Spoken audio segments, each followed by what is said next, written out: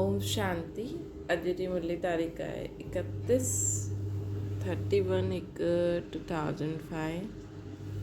अॼु मिठा मिठा बाप दादा चवनि था, मीठी मीठी ॿार, पुण्य आत्मा ठहिणो आहे त पंहिंजो पोता में ॾिसो कि कोई पाप त न थींदो आहे।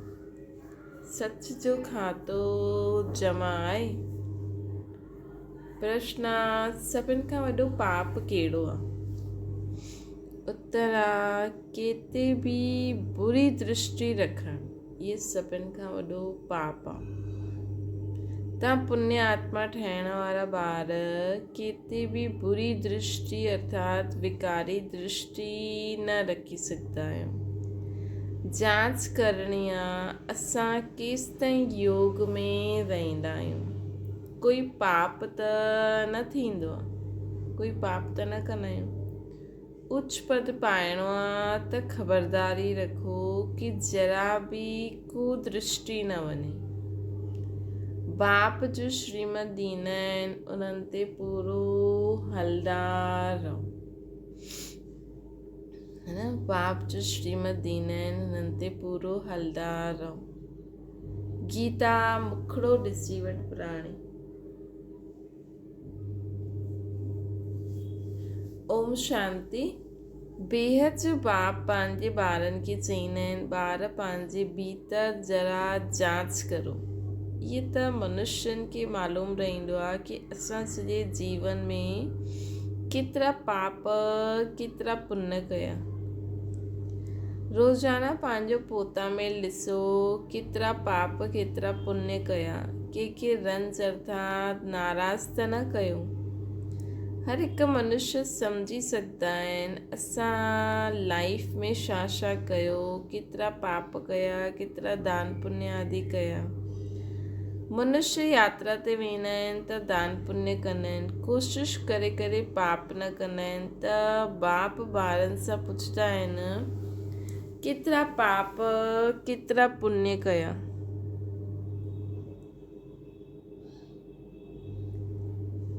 हाणे तव्हां ॿारनि खे पुण्य आत्मा ठहिणो, कोई बि पाप न करिणो आहे। पाप बि अनेक प्रकार जा थींदा आहिनि। कोई ते बुरी दृष्टि वेंदी आहे त इहा बि पाप आहे। बुरी दृष्टि वेंदी आहे विकार जी, उहा सभिनि खां ख़राबु आहे।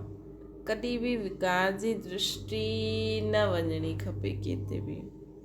अक्सर करे करे स्त्री पुरुष जी त विकार जी ई दृष्टि हूंदी आहे। कुमार कुमारियुनि जी बि किथे न किथे विकार जी दृष्टि उठंदी आहे। हाणे बाप चईंदा आहिनि हीअ विकार जी दृष्टि न हुजणी खपे, न त तव्हांखे अंदरि चइणो, न त तव्हांखे बंदर चइणो पए। नारद जो मिसाल आहे, चओ असां लक्ष्मी खे वरे सघंदा आहियूं। तव्हां बि चईंदा आहियो न, असां त लक्ष्मी खे वरदासीं। नारी सां लक्ष्मी, नर सां नारायण ठाहींदासीं। नारी सां लक्ष्मी, नर सां नारायण ठाहींदासीं। बाप चईंदा आहिनि पंहिंजे दिलि खां पुछो, केतिरा असां पुण्य आत्मा ठहिया आहियूं। कोई पाप त न कंदा आहियूं न। केसि ताईं योग में रहंदा आहियूं। तव्हां ॿार त बाप खे पहचानंदा आहियो, तॾहिं त हिते वेठा आहियो न। दुनिया जा मनुष्य थोरी बाबा खे पहचानंदा कि इहा बाप दादा आहे। तव्हां ब्राह्मण ॿार त ॼाणंदा आहियो परमपिता परमात्मा ब्रह्मा में प्रवेश थी करे असांखे अविनाशी ज्ञान रत्न जो खज़ानो ॾींदा आहिनि, है न। दुनिया में मनुष्य न ॼाणंदा आहिनि कि बाप दादा केरु आहे, लेकिन असां त ॼाणंदा आहियूं न कि बाबा हिननि में प्रवेश थी करे असांखे ज्ञान रत्न जो खज़ानो ॾींदा आहिनि। मनुष्य वटि विनाशी धन आहे, उहो ई दान कंदा आहिनि। उहो त पथर आहे। इहा आहे ज्ञान रत्न। ज्ञान सागर बाप वटि ई रत्न आहिनि। इहे हिकु हिकु रत्न ₹1,00,000 जो आहे। रत्नागर बाप सां ज्ञान रत्न धारण करे पोइ हिन रत्ननि जो दान करिणो आहे। जेतिरो जो वठे ऐं ॾे ओतिरो ऊच पद पाईंदो। त बाप दादा सम्झाईंदा आहिनि पंहिंजे अंदरि ॾिसो असां केतिरा पाप कया आहिनि। हाणे कोई पाप न थींदो आहे, जरा बि कुदृष्टि न वञे। बाप जो श्रीमत ॾींदा आहिनि, हुननि ते हलंदा रहो, इहा ख़बरदारी खपे। है न, माया जे तूफ़ान भल अचनि परंतु कर्मेंद्रियनि सां कोई बि विकरम न करणो।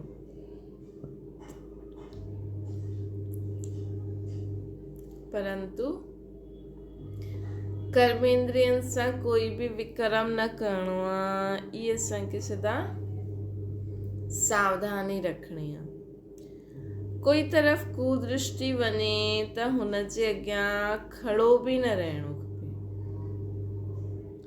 माया जा तूफ़ान ईंदा परंतु कर्मेंद्रियनि सां कोई कर्म न करणो आहे। कोई तरफ़ कुदृष्टि वेंदी आहे त हुते बीहबो बि न आहे, कोई हिकदमि हली वञणो खपे। मालूम पइजी वेंदो आहे इन जी कुदृष्टि आहे। अगरि ऊच पद पाइणो आहे त ॾाढो ख़बरदार रहणो आहे। कुदृष्टि हूंदी त पोइ लूला लंगड़ा ठही वेंदा। बाबा जो श्रीमत ॾींदा आहिनि, हुननि ते हलणो आहे। बाप खे ॿार ई पहचाने सघंदा आहिनि। सम्झो बाबा चईंदा आहिनि ॿार ई सम्झदा कि बाप दादा आया आहिनि। ऐं मनुष्य ॾिसंदा त ॾाढा आहिनि परंतु हुननि खे थोरी पतो आहे। कोई पुछे बि इहे केरु आहे, चओ बाप दादा आहे। बैच त सभिनि वटि हुजिणो ई खपे। चओ शिव बाबा असांखे हिन दादा द्वारा अविनाशी ज्ञान रत्ननि जो दान ॾियनि था।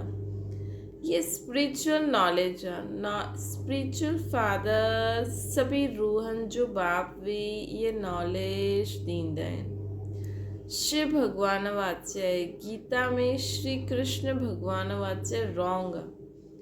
ज्ञान सागर पतित पावन शिव खे ई चइबो आहे। ज्ञान सां ई सदगति थींदी आहे।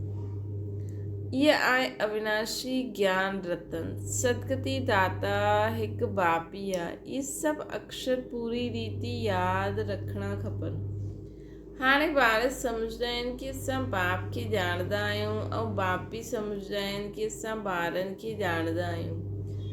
बाप त चईंदा न इहे सभु असांजा ॿार आहिनि परंतु ॼाणे न सघंदा आहिनि। तक़दीर में हूंदो त अॻियां हली करे ॼाणंदा। सम्झो इहे बाबा किथे वेंदा आहिनि, कोई पुछंदा आहिनि कि इहे केरु आहे, ज़रूरु शुद्ध भाव सां ई पुछंदा। बाबा चवनि था कि माण्हू बि शुद्ध भाव सां पुछंदा। अक्षर बि इहे चओ कि बाप दादा आहे। बेहद जो बाबा आहे निराकार, उहो जेसि ताईं साकार में न अचे तेसि ताईं बाप सां वरसो कीअं मिले। त शिव बाबा प्रजापिता ब्रह्मा द्वारा एडॉप्ट करे वरसो ॾींदा आहिनि। ये प्रजापिता ब्रह्मा ऐं इहे बीकी आहे। पढ़ाइण वारो ज्ञान सागर आहे न, उन्हनि सां ई वरसो मिलंदो आहे। इहो ब्रह्मा बि पढ़ंदो आहे। इहे ब्राह्मण खां पोइ देवता ठहिण वारो आहे। केतिरो सहज सम्झाईंदा आहिनि। कोई खे बि बैच ते सम्झाइणु सुठो आहे। चओ बाबा चईंदा आहिनि मूंखे यादि करो त तव्हांजा सभु विकरम विनाश थी वेंदा। है न, बाबा चवनि था कि उन्हनि खे हीअं सम्झायो। अॼु बाबा जी मुरली आहे भई कोई बि कंहिंजे मथां कुदृष्टि न वञे ऐं बाप दादा जे लाइ कोई पुछे त उन्हनि खे हीअं ॿुधाइणो आहे। केतिरो सहज सम्झाइणो आहे। कोई खे बि बैच ते सम्झाइणु सुठो आहे। चओ बाबा चईंदा आहिनि मूंखे यादि करो त तव्हांजा विकरम विनाश थींदा। पावन ठही पावन दुनिया में हली वेंदव। इहे पतित पावन बाप आहे न। असां पुरुषार्थ करूं था पावन ठहिण जे लाइ। जॾहिं विनाश जो समय हूंदो त पोइ असांजी पढ़ाई पूरी थी वेंदी। केतिरो सहज आहे सम्झाइणु। कोई बि किथां बि किथे ईंदो वेंदो आहे त बि बैच साथ में हुजिणो खपे। हिन बैच सां गॾु पोइ हिन हिकु नंढो पर्चो बि हुजिणो खपे। उन में लिखियलु हुजे कि भारत में बाप अची करे वरी खां आदि सनातन देवी देवता धर्म जी स्थापना कंदा आहिनि। त हीअं ई असांखे उन्हनि खे ॿुधाइणो आहे। ॿिया सभी अनेक धर्म हिन महाभारत लड़ाई द्वारा कल्प पहिरियों मिसल ड्रामा प्लान अनुसार खलास थी वेंदा ऐं पंहिंजो हिकु देवी देवता धर्म स्थापना थी वेंदो। ईअं पर्चा 2-4 लख छपवायल हुजनि त कोई खे बि पर्चो ॾेई सघंदा आहियो। मथे में त्रिमूर्ति हुजे, ॿियो तरफ़ सेंटर्स जी एड्रेस हुजे। ॿारनि खे सॼो ॾींहुं सर्विस जो ख़्यालु करिणो खपे। ॿारनि गीत ॿुधियो, रोज़ु पंहिंजो पोता मेल वेही कढणो खपे कि सॼे ॾींहं में असांजी अवस्था कीअं रही। बाबा ईअं ॾाढा मनुष्य ॾिठा अथई जो रोज़ु राति जो सॼे ॾींहं जो पोता मेल वेही लिखंदा आहिनि, जांच कंदा आहिनि कोई ख़राबु कमु त न थियो। सॼो लिखंदा आहिनि, सम्झंदा आहिनि सुठी जीवन कहानी लिखियलु हूंदी त पिछाड़ी वारा बि पढ़ी करे ईअं सिखंदा। ईअं लिखण वारा सुठा माण्हू हूंदा आहिनि। विकारी त सभु हूंदा ई आहिनि, हिते त उहा ॻाल्हि न आहे। तव्हां पंहिंजो पोता मेल रोज़ु ॾिसो, पोइ बाबा वटि मोकिलो त उन्नति सुठी थींदी वेंदी ऐं डर बि रहंदो। सभु क्लियर लिखणो खपे। अॼु असांजी बुरी दृष्टि वई, ईअं थियो। जो हिकु ॿ खे दुख ॾींदा आहिनि बाबा उन्हनि खे गाज़ी चईंदा आहिनि। गाजी जन्म जन्मांतर जा पाप तव्हांजे सिर ते आहिनि। हाणे तव्हांखे यादि जे बल सां पापनि जो बोझ उतारणो आहे। इन करे रोज़ु ॾिसणो खपे कि असां सॼे ॾींहं में कंहिंखे दुख त न ॾिनो, इन सां पाप ठही वेंदा। बाप चईंदा आहिनि ॿार कंहिंखे दुख न ॾियो, पंहिंजी पूरी जांच करो असां केतिरा पाप कया, केतिरा पुण्य कया। जो बि मिले सभिनि खे रास्तो ॿुधाइणो ई आहे। सभिनि खे ॾाढो प्यार सां चओ, बाप खे यादि करिणो आहे ऐं पवित्र ठहिणो आहे। गृहस्थ व्यवहार में रहंदे कमल फूल समान पवित्र रहणो आहे। गृहस्थ व्यवहार में रहंदे ईअं रहणो आहे। भर तव्हां संगम ते आहियो, परंतु इहे त रावण राज्य आहे न। इन मायावी विषय वैतरणी नदी में रहंदे कमल फूल समान पवित्र रहणो आहे असांखे, है न। हिन दुनिया में रहंदे हुए सदा कमल फूल समान पवित्र रहणो आहे। मायावी विषय वैतरणी नदी में कमल फूल ॾाढो ॿारनि वारो हूंदो आहे, पोइ बि पाणी जे मथां रहंदो आहे। गृहस्थी आहे, ॾाढी चीरियूं पैदा कंदो आहे। इहे दृष्टांत तव्हांजे लाइ बि आहे। विकारनि सां न्यारो थी करे रहो। इहे हिकु जन्म रहो त पोइ अविनाशी थी वेंदव। तव्हांखे बाप अविनाशी ज्ञान रत्न ॾींदा आहिनि, बाक़ी त सभु आहे पत्थर।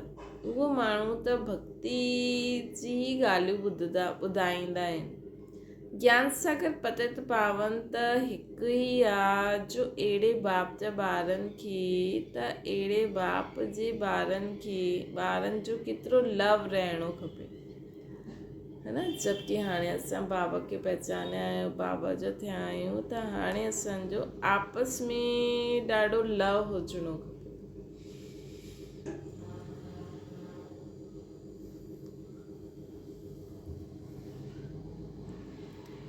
बाप जो ॿारनि सां, ॿारनि जो बाप सां लव रहंदो आहे, बाक़ी ॿियो कोई सां कनेक्शन न आहे। सौतेला उहा जो बाप जी मथे पूरो न हलंदा आहिनि। रावण जी मथे हलंदा आहिनि त राम जी मत थोरी ठहरी। अधु कल्प आहे रावण संप्रदाय, हिन करे इनखे भ्रष्टाचारी दुनिया चइबो आहे न।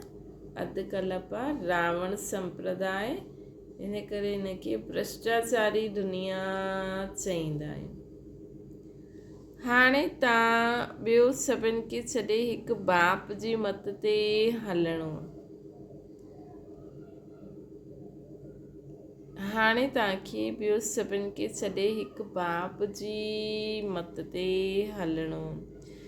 बीके जी मत मिलंदी आहे, सो बि जांच करणी हूंदी आहे कि इहा मत राइट आहे या रॉन्ग आहे। बाबा असांखे चवनि था हाणे असांखे बाबा जी मत ते हलणो आहे। बीके जी मत मिलंदी आहे, सो बि जांच करणी हूंदी आहे कि राइट मत आहे व रॉन्ग आहे। तव्हां ॿारनि खे राइट और रॉन्ग सम्झ बि हाणे मिली आहे न। जॾहिं राइटिस आया आहिनि तॾहिं ई राइट और रॉन्ग ॿुधायो अथई। मतिलबु बाबा जी मत मिलंदे हुए बि असांखे हर हिकु जी बुद्धि पंहिंजी पंहिंजी हूंदी आहे। कोई बाबा जी ॻाल्हि खे कीअं सम्झंदो आहे, कोई कीअं सम्झंदो आहे। त बि असांखे जांच करणी खपे कि राइट आहे या रॉन्ग आहे। बाबा असांखे राइटिस ई ॿुधाईंदा आहिनि। कोई ॿार उल्टी रीति बि सम्झी वठंदा आहिनि, है न। ऐं वैसे बाबा अज्ञान काल जे हिसाब सां बि चवनि था। बाबा चईंदा आहिनि न कि मां बि जो चवां थो उहो बि बुद्धि सां सम्झो, वो ख़ुदि ई जज करो कि राइट आहे या रॉन्ग आहे। बाबा चवनि था त असां करूं था, उहो बि न। ॾिसो बाबा केॾो असांखे इंडिपेंडेंट मतिलबु चवनि था कि हीअं न असां चऊं कि न न हिन ज्ञान में हीअं सेखारिया आहिनि, न असां चऊं इहे ई राइट आहे, है न, इहे ई राइट आहे। बाप चईंदा आहिनि त अधु कल्प इहे भक्ति मार्ग जा शास्त्र ॿुधिया। हाणे मां तव्हांखे जो ॿुधाईंदो आहे इहे राइट आहे या उहो राइट आहे। उहो चईंदा आहिनि ईश्वर सर्वव्यापी, मां चईंदो आहे मां त बाप आहियां। हाणे जज करो केरु राइट आहे। भई भक्ति मार्ग में त कोई संत सन्यासी ग्रंथनि में लिखियलु आहे त माण्हुनि खे अगरि ग़लति लॻे त बि चईंदा आहिनि न ग्रंथ में लिखियलु आहे त सही हूंदो।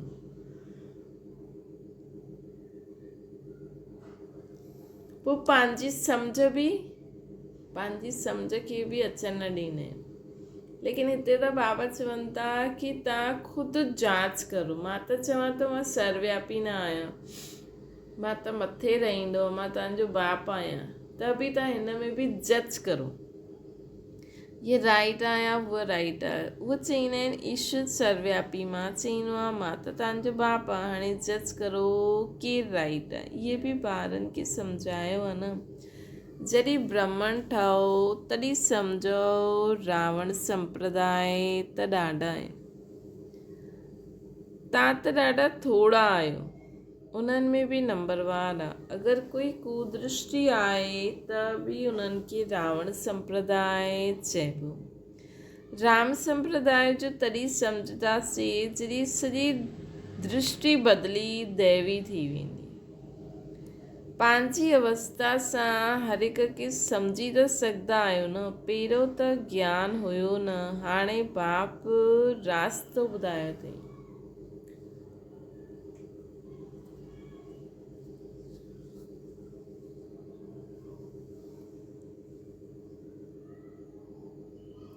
त ॾिसणो आहे अविनाशी ज्ञान रत्ननि जो दान कंदा रहंदा आहियूं। भक्त माण्हू दान कंदा आहिनि विनाशी धन जो। हाणे तव्हांखे दान करिणो आहे अविनाशी धन जो, न कि विनाशी। अगरि विनाशी धन आहे त अलौकिक सेवा में लॻाईंदा वञो। पतित खे दान करण सां पतित ई ठही वेंदा। हाणे तव्हां पंहिंजो धन दान कंदा आहियो त इन जो एवजो पोइ 21 जन्मनि जे लाइ नई दुनिया में मिलंदो, है न, नई दुनिया मिलंदो। भक्त माण्हू बाबा चवनि था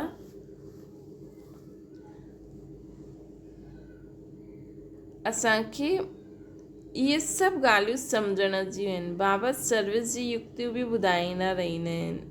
सभ ते रहम करो। क़ायल बि आहे न परम पिता परमात्मा ब्रह्मा द्वारा स्थापना कंदा आहिनि, परंतु अर्थ न सम्झंदा आहिनि। परम पिता खे ई सर्वव्यापी चई ॾींदा आहिनि। त ॿारनि खे सर्विस जो शौक़ु ॾाढो सुठो रहणो खपे। ॿियनि जो बि कल्याण कंदव त पंहिंजो बि कल्याण थींदो। अगरि असां ईअं कंदासीं त दिन प्रतिदिन बाबा ॾाढो सहज कंदा वेंदा आहिनि। इहे त्रिमूर्ति जो चित्र त ॾाढो सुठी चीज़ आहे। इन में शिव बाबा बि आहे, प्रजापिता ब्रह्मा बि आहे। प्रजापिता ब्रह्मा कुमार कुमारियों द्वारा पोइ वरी खां भारत में 100% पवित्रता सुख शांति जो दैवी स्वराज्य स्थापना करनि था। केरु? शिव बाबा। प्रजापिता ब्रह्मा कुमार कुमारियों द्वारा बाबा वरी खां 100% पवित्रता सुख शांति जो दैवी स्वराज्य स्थापना करनि था। बाक़ी अनेक धर्म इन महाभारत लड़ाई में कल्प पहिरियों मुआफ़िक विनाश थी वेंदा। ईअं पर्चा छपवाए करे बांटणा खपनि। बाबा केतिरो सहज रास्तो ॿुधाईंदा आहिनि। प्रदर्शनी में बि पर्चा प्रदर्शनी में बि पर्चा ॾियो। पर्चे द्वारा सम्झाइण सहज आहे। पुराणी दुनिया जो विनाश त थियणो ई आहे। नई दुनिया जी स्थापना थिए थी। हिकु आदि सनातन देवी देवता धर्म जी स्थापना थिए थी न। बाक़ी सभु विनाश थी वेंदो कल्प पहिरियों मुआफ़िक। काथे बि वञो पॉकेट में बि पर्चाऊं बैचिस सदैव पियो रहे। सेकेंड में जीवन मुक्ति ॻायल आहे न। चओ इहा आहे बाप ऐं इहो आहे दादा। हुन बाप खे यादि करण सां इहे सत्युगी दैवी पद पाईंदव। पुराणी दुनिया जो विनाश, नई दुनिया जी स्थापना। विष्णुपुरी नई दुनिया में पोइ इन्हनि जो राज्य हूंदो है न। विष्णुपुरी नई दुनिया में पोइ असांजो राज्य हूंदो। केतिरो सहज आहे। तीर्थ आदि ते मनुष्य वेंदा आहिनि, केतिरा धक्का खाईंदा आहिनि। आर्य समाजी आदि बि ट्रेन भरे करे वेंदा आहिनि। इनखे चइबो आहे धर्म जा धक्का। वास्तव में अधर्म जा धक्का आहिनि। धर्म जा त धक्का, धर्म में त धक्का खाइण जी दरकार ई न आहे। त तव्हां पढ़ाई पढ़ो था, भक्ति मार्ग में मनुष्य छा कंदा रहंदा आहिनि। हाणे बि ॾिसो बाबा जो बाबा मिलन थींदो आहे, केॾा ॿार ईंदा आहिनि है न। परंतु त बि केॾो विधि पूर्वक सभु हैंडल कंदा आहिनि ऐं हिक ॿिए जो बि सहयोगी ठहींदा आहिनि। भई भक्ति मार्ग में त माण्हू चवंदा आहिनि गवर्नमेंट छा करे। हाणे हर हिकु इंसान बि अगरि हर हिक जो सहयोगी ठहींदो त मरदा माण्हू है न। ॾिसो त पेरनि जे हेठां इंसान अची वियो आहे त बीहणो खपे न। कम से कम हुनखे उथाइणो खपे, खणणो खपे है न। ये इंसानियत ये बि गवर्नमेंट सिखाए कया माण्हुनि खे। ये बि भॻवान जी त कोई ॿुधे ई नथो है न। बसि कुझु बि दुख परेशानी अचे थी, कुझु किथे बि कुझु थियो त बसि गवर्नमेंट ग़लति कई। चलो गवर्नमेंट त ग़लति कई, लेकिन इंसान त इंसान आहे न। तव्हांजे पेरनि जे हेठां भीड़ में कोई हेठां कोई माण्हू अचे थो त इहो त ॾिसणो खपे न। भई माण्हू आहे, पहिरियों त हुनखे बीहारो न है न। त इहो बि गवर्नमेंट सिखाए छा तव्हांखे है न। इहे त इंसान ख़ुदि ई सिखे। हाणे गवर्नमेंट थोरी जॻह जॻह ते वञी करे सेखारींदी।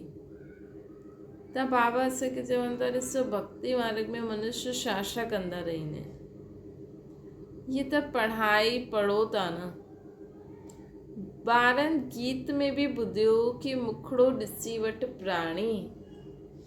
ये मुखड़ो तव्हांजे सवाइ कोई ॾिसी न सघंदो। भॻवान खे बि तव्हां दिखलाए सघंदा आहियो है न। ये मुखड़ो तव्हांजे सवाइ कोई ॾिसी न सघंदो आहे कि असां आत्मा आहियूं, कीअं आयासीं, छा कयो। भॻवान खे बि तव्हां दिखलाए, भॻवान जो बि तव्हां दिखलाए सघंदा आहियो मुखड़ो। ये ज्ञान जी ॻाल्हियूं आहिनि। तव्हां मनुष्य खां देवता, पाप आत्मा खां पुण्य आत्मा ठहींदा आहियो। दुनिया में इन ॻाल्हियुनि खे बिल्कुलु बि न ॼाणंदा आहिनि। ये लक्ष्मी नारायण स्वर्ग जा मालिक कीअं ठहिया, ये कंहिंखे बि पतो न आहे। पर हाणे असांखे त पतो आहे न, ये लक्ष्मी नारायण कीअं ठहिया स्वर्ग जा मालिक। तव्हां ॿार त सभु ॼाणंदा आहियो, कंहिंखे बुद्धि में तीर लॻी वञे त ॿेड़ो ई पार थी वञे। अच्छा, मीठी मीठी सिकी लॾे ॿारनि प्रति माता पिता बाप दादा जो यादि प्यार ऐं गुड मॉर्निंग। रूहानी बाप जी सभिनि रूहानी ॿारनि खे नमस्ते। असांजी बि रूहानी माता पिता बाप दादा खे यादि प्यार गुड मॉर्निंग ऐं नमस्ते। धारणा जे लाइ मुख्य सारा, अगरि विनाशी धन आहे त हुनखे सफल करण लाइ अलौकिक सेवा में लॻाइणो आहे। अविनाशी धन जो दान बि ज़रूरु करिणो आहे। ॿियो आहे पंहिंजे पोता मेल में ॾिसणो आहे कि असांजी अवस्था कहिड़ी आहे। सॼे ॾींहं में कोई ख़राबु कमु त न कयो, हिकु ॿ खे दुख त न ॾिनो, केते कुदृष्टि त न वई। वरदान डबल लाइट ठही सर्विस समस्याउनि खे हाई जंप ॾेई पार करण वारा तीव्र पुरुषार्थी ठहो। सदा स्वयं खे अमूल्य रतन समझी बाप दादा जे दिल जी डिब्बी में रहो, अर्थात सदा बाप जी यादि में समाये रहो त कहिड़ी बि ॻाल्हि में मुश्किल जो अनुभव न कंदव, सभु भूत समाप्त थी वेंदो। हिन सहज योग सां डबल लाइट ठही वेंदा। पुरुषार्थ में हाई जंप ॾेई करे तीव्र पुरुषार्थी ठही वेंदो। जॾहिं बि कोई मुश्किल जो अनुभव थिए त बाप जे साम्हूं वेही रहो, बाप दादा जे वरदानी हथ स्वयं ते अनुभव करो। इन सां सेकंड में सर्व समस्याऊं समाप्त थी वेंदियूं, उन्हनि जो हल मिली वेंदो, है न। त सदा ही अनुभव रखो कि असां बाप दादा जी गोदी में वेठा आहियूं ऐं त वैसे बाबा हिन में चई जॾहिं बि अनुभव करो, लेकिन असां सदा ही अनुभव करूं त सदा ही सर्व समस्याउनि जो हल असांजे साम्हूं हूंदो। समस्या परां खां ई भॼी वेंदी न, समस्या परां खां ई भॼी वेंदी। स्लोगन आहे, सहयोग जी शक्ति असंभव खे बि संभव ठाहे ॾींदी आहे। ये ही सेफ्टी जो किलो आहे।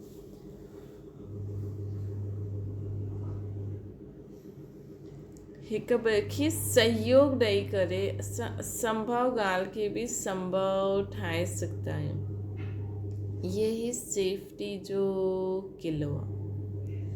पंहिंजी शक्तिशाली मनसा द्वारा सकाश ॾियण जी सेवा करो। समय प्रमाण चारों ओर सकाश ॾियण जो, वाइब्रेशन ॾियण जो, मनसा द्वारा वायुमंडल ठाहिण जो कार्य करिणो, है न।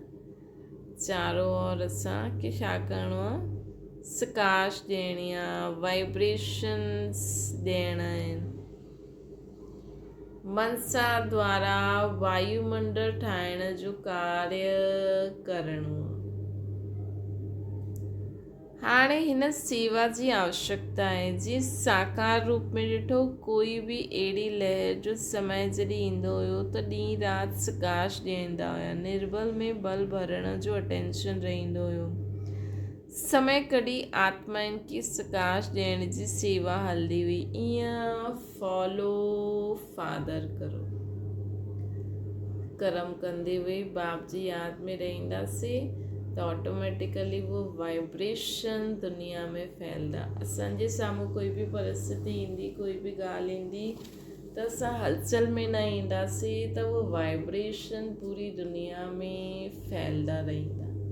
त इहे ई कमु कंदा हलो न, हिन में वेहण जी ज़रूरत न आहे। कार्य कंदे हुए बि पंहिंजी संकल्प बोल स्थिति द्वारा वो वाइब्रेशन असां फैलाए सघंदा आहियूं।